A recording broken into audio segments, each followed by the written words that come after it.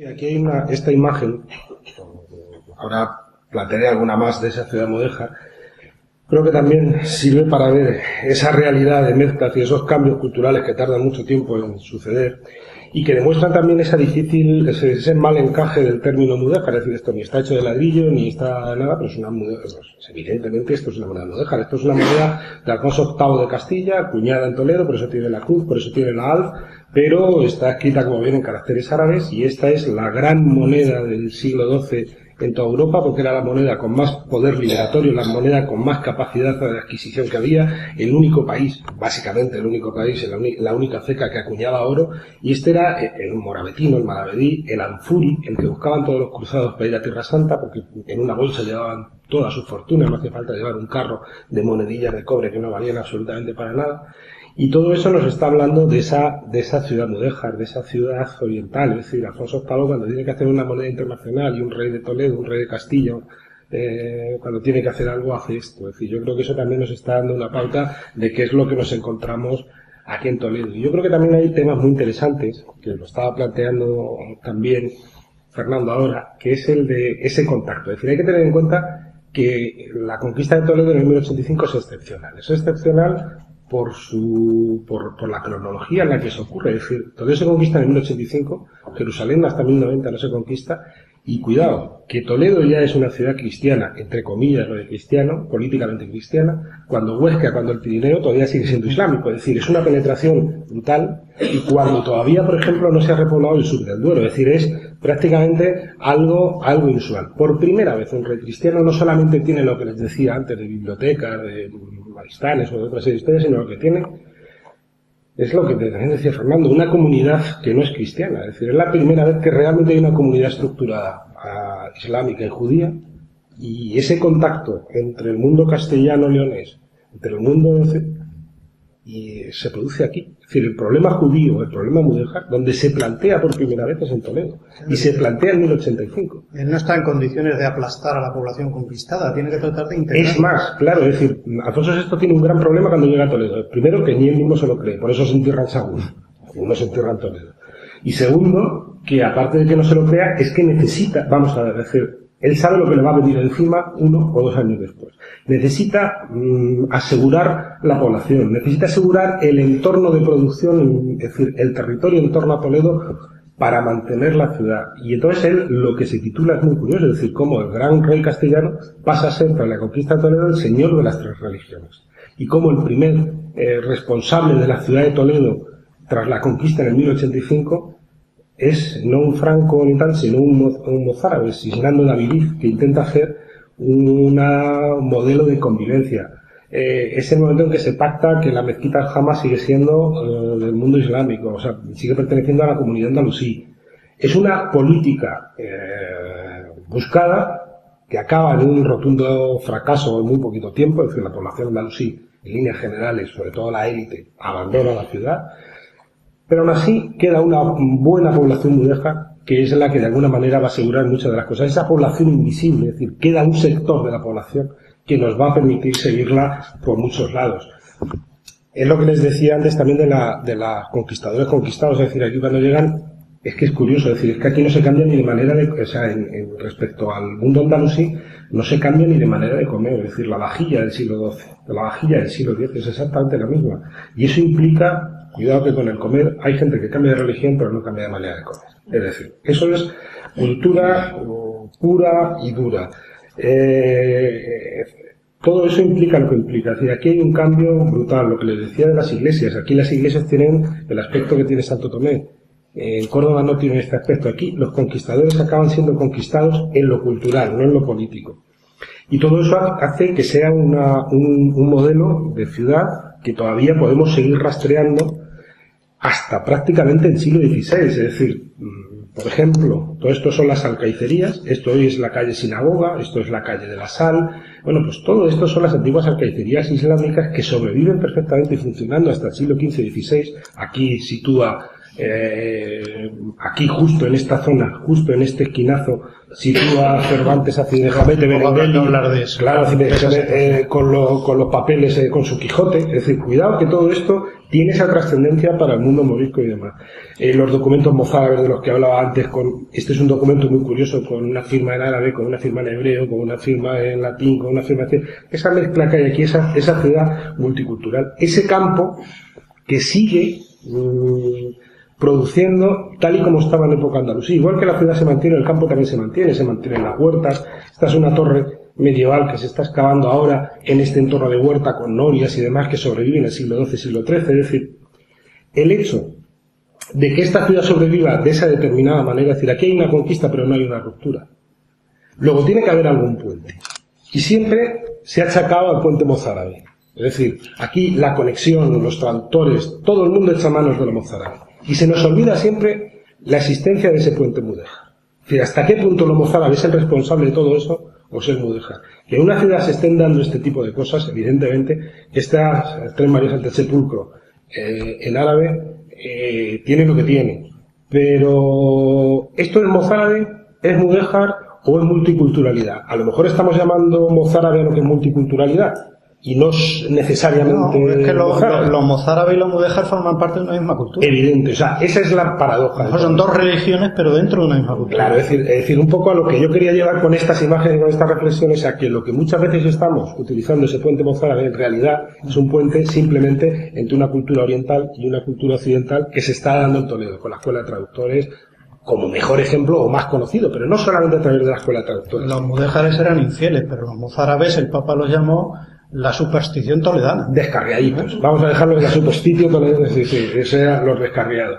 Y de hecho yo creo que incluso en Toledo tenemos que ser conscientes de que tenemos algunos inmuebles excepcionales que nos son una lección de cómo fue esta ciudad en el siglo XII-XIII y cuál era el programa político.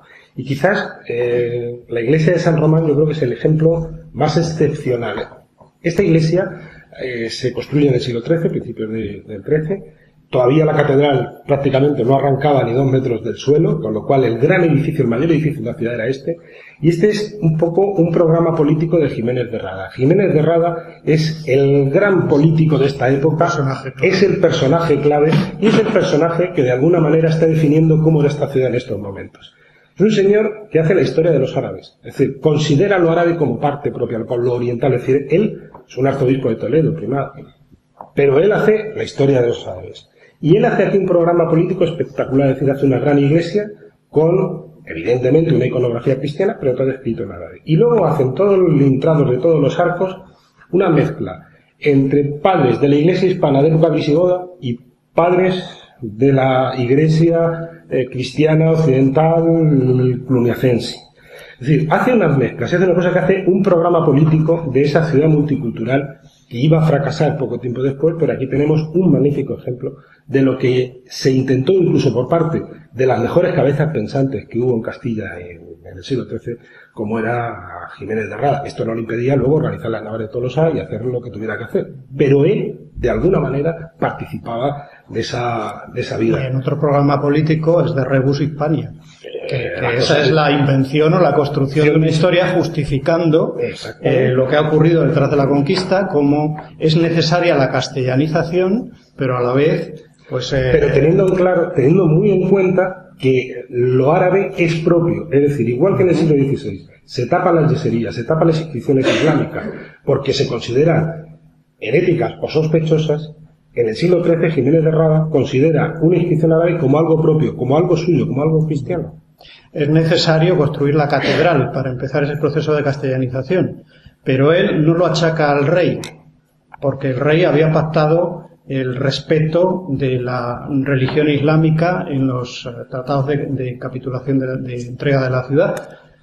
El rey observa a la letra esos pactos y le achaca la ruptura cuando la conversión repentina de la mezquita Aljama en catedral se lo achaca a la reina, que es francesa, y al arzobispo, que también viene de Francia. Son dos francos. Y entonces ahí trata de echar todas las culpas de los conflictos a los que han venido de fuera, a los que han venido de más allá de los Pirineos. Mientras que el rey se mantiene fiel a lo que había prometido. Incluso me parece que dice Jiménez de Rada, cuando se enteró de que habían convertido la aljama en... quiso quemar a la reina y al arzobispo. Entonces, toda la culpa la tienen los francos. Y lo mismo sucede cuando narra la famosa leyenda del cambio del rito mozárabe al rito romano, ¿no? Con el misal que se sale de las llamas, cómo deja en muy buen lugar siempre la causa de los mozárabes. Pero también la necesidad de que se imponga el otro rito, ¿no? Y al final quedan como en un empate. Sí, porque uno se sale de las llamas, hace ese el otro... ejercicio de recuperación de lo toledano, de la tradición de época visigoda, de la equiparación con lo cluniacense, y que de alguna manera no haya ese problema del rito, ese problema tal, sino que haya una integración entre lo castellano y lo franco con lo autóctono, con lo mozárabe. Y esa política se continuará después, porque la invención de San Eugenio me parece a mí una jugada maestra, ¿no? Se supone que es el primer arzobispo de la Iglesia toledana, luego entronca con lo anterior a la dominación islámica, pero nadie hasta entonces conocía nada de su vida. Y precisamente es un arzobispo toledano de procedencia franca, don Raimundo, que en un viaje en París descubre las supuestas reliquias de este primer obispo de la Iglesia toledana en la iglesia de Saint-Denis de París. Claro, entonces el culto a San Eugenio, pues a la vez nos está hablando del antes de la dominación islámica y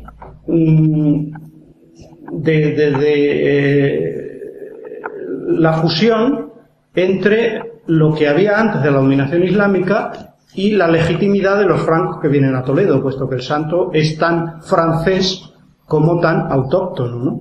Luego la invención del santo, de que antes no se sabía nada, pues es un intento, como otros muchos, también de integración de esas dos tradiciones. Y en esa línea, y sí, es el planteamiento y quizás el final de la reflexión sobre esta ciudad mudéjar, es analizar con un poco de perspectiva qué es ese mudejarismo. Y entonces hay que entender que no estamos hablando de un arte islámico degradado, como muchas veces se ha entendido, no estamos hablando de unas manifestaciones orientales que perviven con una cierta pobreza intelectual o cultural, sino que estamos hablando de unas manifestaciones culturales en un reino cristiano que es un auténtico renacimiento hacia la escuela de traductores. Si en la escuela de traductores no había habido matemáticas, no había habido gótico, no había habido la renovación y el humanismo europeo que hemos entendido después. Entonces, todo eso, ¿qué es lo que implica? Que hay un proto-renacimiento, un auténtico renacimiento de Occidente en el siglo XII-XIII, en todo Europa occidental, a través de Toledo, no solamente de Toledo, de Salerno, de Pisa, es decir, de una serie de ciudades donde se traduce, pero quizás la más representativa en Toledo, que es en la que nos va a permitir hablar de incluso de eso, es decir, de un renacimiento, lo único que anclado en el mundo antiguo, pero no a través del mundo clásico directamente, sino a través del mundo islámico, que de alguna manera también tiene sus raíces en el mundo clásico. Entonces aquí es muy curioso ver como, por ejemplo, este libro, que es el Canon de Avicena. Este es un ejemplar escrito, aquí lo ven por traducido por Gerardo de Cremona. Este es un ejemplar de la catedral, y aquí tienen, pues, en Roma, que se está editando este tipo de ejemplar. Es decir, todo esto es también una especie de llamada de atención a la importancia real que tuvo esa ciudad del siglo XII-XIII, que es fundamental para conocer un poco lo que ha habido posteriormente. Hoy hablamos muchas veces de la Escuela Traductora de Toledo. Ignoramos que la Escuela Traductora de Toledo no hubiera sido posible sin ese proyecto cultural del Mamún, que es el origen de todo esto. Pero de alguna manera, todo eso es otro elemento más que nos tiene que permitir darnos cuenta de lo que significa realmente el mudejarismo y no mudéjar. Esto es mudéjar. Esto es mudéjar.